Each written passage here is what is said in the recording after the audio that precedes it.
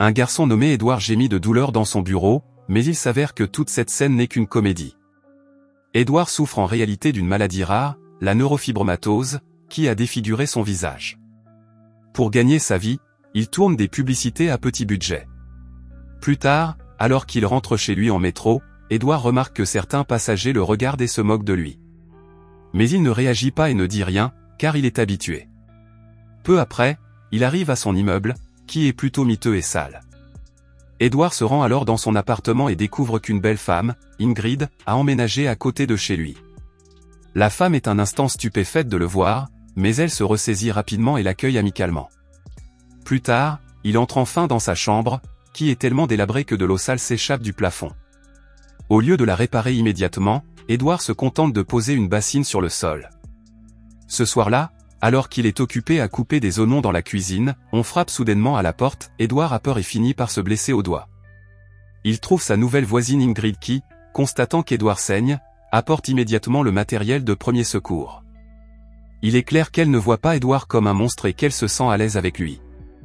Après l'avoir soigné, Ingrid remarque une photo encadrée au mur, sur laquelle Edward, un enfant tout à fait normal, est en compagnie de sa mère. Au cours de leur conversation, Edward ne cesse de donner des réponses en un seul mot, car il n'est pas habitué à de telles interactions sociales, mais Ingrid ne semble pas s'en préoccuper. Elle remarque bientôt une machine à écrire dans la pièce, sur laquelle Edward a écrit une citation émouvante à son sujet, et cela la frappe. Elle lui révèle alors qu'elle est dramaturge de profession. Edward lui révèle également qu'il joue dans de petites pièces de théâtre ici et là. Quelques instants plus tard, Ingrid révèle enfin la raison de sa visite, elle voulait du détergent. La scène se déroule ensuite le lendemain matin, lorsque nous voyons Edward chez le médecin pour un contrôle de routine. Il apprend que, bien que ses tumeurs se développent lentement, il ne doit pas s'inquiéter pour l'instant. Le médecin lui révèle qu'un de ses collègues, Eugène, a mis au point un médicament susceptible de guérir complètement la neurofibromatose. Eugène est actuellement à la recherche de patients pour tester son nouveau médicament. Le médecin conseille vivement à Edward d'y réfléchir, car la récompense potentielle pourrait changer sa vie à jamais. Dans la scène suivante, nous voyons à quel point il est difficile pour Edward de trouver un emploi. Il se présente à une audition locale et donne une excellente prestation, mais cela ne suffit pas à convaincre les juges. Il est clair que le problème n'est pas son jeu d'acteur. La seule lumière dans la vie sombre d'Edward est sa belle voisine, Ingrid. Lorsqu'Edward lui montre une de ses publicités, elle semble impressionnée par son jeu. Dans ce cas, Ingrid remarque une tache noire sur le nez d'Edward et a envie de l'enlever. Mais au moment où elle touche son visage, l'instinct émotionnel d'Edward intervient et il finit par lui saisir la main. Cela crée un moment de gêne entre les deux, Ingrid s'excuse et s'en va. Edward est dévasté d'avoir perdu l'occasion de se rapprocher d'elle et sait que les choses auraient été différentes s'il avait été beau. Le lendemain matin, il décide donc de jouer et d'essayer le nouveau médicament du docteur Eugène. Edward est soigneusement étudié par une équipe de professionnels, qui entame immédiatement la procédure. Il relie son visage à plusieurs tubes et lui injecte le nouveau médicament. Un masque prototype du visage d'Edward est ensuite fabriqué pour mesurer les progrès accomplis. On lui donne également des pilules et d'autres médicaments qu'il doit prendre régulièrement. Le soir, lorsqu'Edward rentre chez lui, il trouve à la porte une boîte de chocolat, de la crème pour le visage et du liquide vaisselle, ainsi qu'un mot de remerciement d'Ingrid. Elle prétend l'avoir écrit sur la machine à écrire qu'il lui a offerte. Plus tard, nous le voyons avec Ingrid dans un restaurant. Il parle du mort, puis aborde le sujet du travail d'Ingrid. Lorsqu'Edward arrive chez lui, il pleut à verse et l'état de son plafond s'est aggravé. Edward s'approche pour jeter un coup d'œil, quand soudain un gros débris lui tombe sur le visage. Il essuie cette nouvelle blessure sur son visage déjà compliqué. Mais alors qu'il la frotte, de petites plaques de peau commencent à se détacher, signe que le médicament fait effet. Le lendemain matin, Eugène s'étonne de la rapidité avec laquelle le médicament agit et rassure Edward sur sa guérison. Il lui donne également le prototype du masque facial en guise de souvenir, ce qu'Edward accepte à contre-séure. Plus tard, alors que notre héros rentre chez lui, nous le voyons en très mauvais état. Ce soir-là, Edward pleure de façon incontrôlée parce qu'il ne peut pas supporter la douleur atroce des drogues. Désabusé, il commence à arracher la chair de son visage, qui est étonnamment élastique, révélant le visage qui se cache derrière. En quelques secondes, il finit par gratter tout l'excès de chair, laissant un visage presque sans défaut. Une semaine plus tard, nous retrouvons Edward, complètement transformé. La difformité de son visage a disparu et il s'est transformé en un beau jeune homme. Quelques secondes plus tard, le docteur Eugène, l'air inquiet, se présente à la porte et demande à voir Édouard. Mais cet Édouard transformé ne veut manifestement rien avoir à faire avec eux, alors il ment et dit qu'il est un ami de la famille nommé Guy. Il explique qu'Édouard est décédé récemment et que son corps a déjà été incinéré. À leur insu, Ingrid écoute leur conversation depuis sa chambre et est bouleversée. La scène se déroule ensuite dans un laps de temps indéterminé, au cours duquel nous constatons qu'Édouard a complètement changé de vie. Il vit désormais dans une maison luxueuse, porte des vêtements de luxe et est un agent immobilier prospère. Au travail, tout le monde respecte Édouard et il y a même des affiches de lui dans le métro. Mais il continue à cacher son identité et se fait appeler Guy Moratz. Plus tard, alors qu'Édouard marche dans la rue, ses yeux tombent soudain sur une femme qui n'est autre qu'Ingrid. Il semble avoir encore des sentiments pour elle et commence à la suivre secrètement. Au bout d'un moment, Ingrid entre dans un théâtre où se déroulent des auditions pour un spectacle intitulé « Édouard ». Il s'avère qu'elle monte un spectacle basé sur son voisin, Édouard, qu'elle croit mort. Il lui demande s'il est là pour les auditions, mais Édouard est incapable de répondre. Ils lui remettent néanmoins le texte et il monte sur scène à contre-séhure. Édouard est encore confus et nerveux, mais il décide d'essayer et finit par donner une performance décente. Quelques jours plus tard, le théâtre organise une nouvelle audition, cette fois pour le rôle principal d'Édouard. Plusieurs personnes souffrant de malformations faciales font la queue et Édouard se présente également sous le nom de Guy Moratz.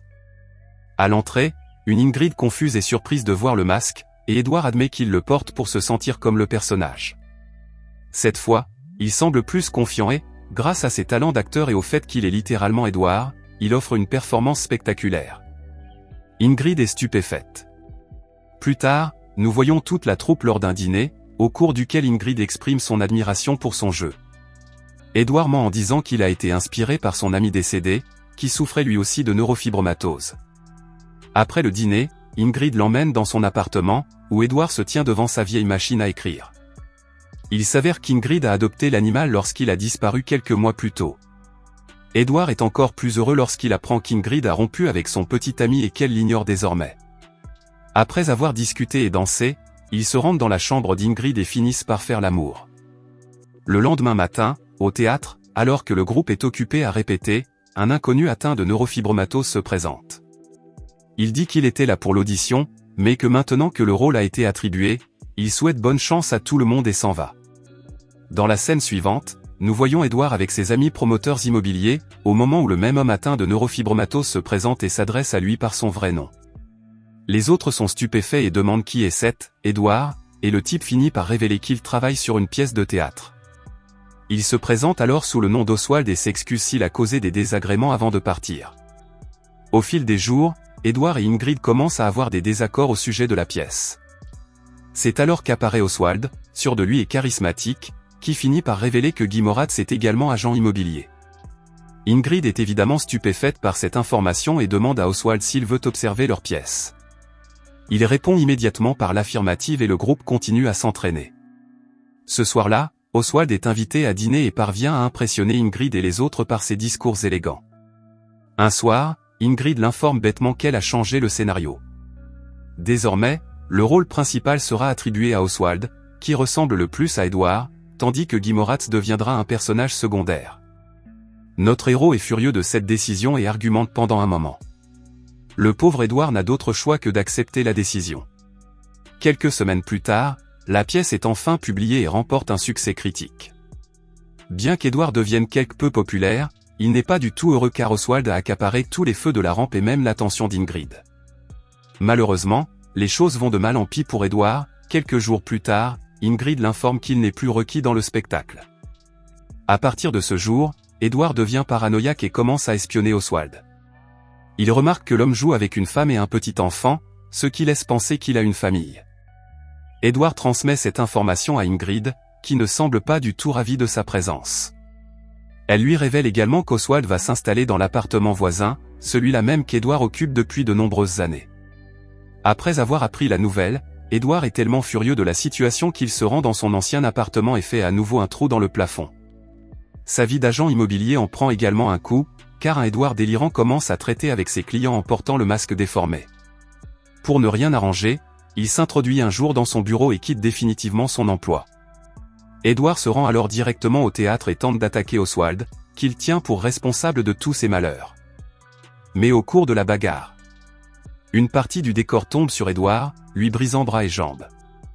Ne pouvant plus se déplacer, Edward emménage avec Ingrid et Oswald dans le même appartement. Pour ne rien arranger, ces deux derniers sont en couple et envisagent de faire Edward, un film. Quelques mois plus tard, nous constatons qu'Edward se remet toujours de ses blessures, tandis qu'Ingrid est enceinte. Un kinésithérapeute a été engagé pour l'aider à marcher, mais cet homme commence à exprimer son dégoût qu'un homme difforme comme Oswald puisse mettre la belle Ingrid au pieu. Pour une raison que j'ignore, cette déclaration exaspère Edward. Lorsque le thérapeute est distrait, il finit par le poignarder avec un couteau. Cela suffit à l'envoyer en prison pour une longue période. Le film se termine de nombreuses années plus tard, alors qu'Edward, désormais âgé, est enfin libéré. Alors qu'il erre dans les rues, il rencontre Oswald, qu'il embrasse joyeusement. Plus tard, les deux hommes rencontrent Ingrid pour dîner et il s'avère que le couple a connu un grand succès et envisage de s'installer dans une commune au Canada. Peu après, un serveur arrive pour prendre les commandes, mais Edward, visiblement nerveux, a du mal à choisir dans le menu. Voyant cela, l'ennuyeux Oswald plaisante en disant qu'Edward n'a pas changé du tout.